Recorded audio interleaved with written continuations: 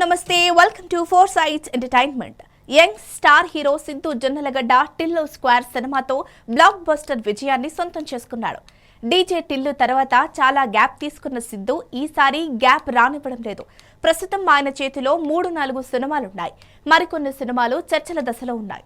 ఇటీవలే peoples media ఫ్యాక్టరీలో సిద్ధు జొన్నలగడ్డ హీరోగా నీరజ కోన దర్శకత్వంలో ఓ సినిమా కన్ఫర్మ్ అయ్యింది.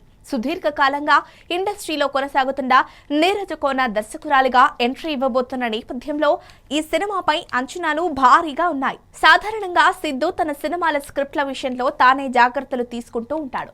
నీరజ కోన చెప్పిన స్క్రిప్ట్ చాలా బాగా నచ్చడంతో వెంటనే ఓకే చెప్పాడట. సినిమాకు తెలుసు కదా అనే టైటిల్ ను కన్ఫర్మ్ చేయడం జరిగింది.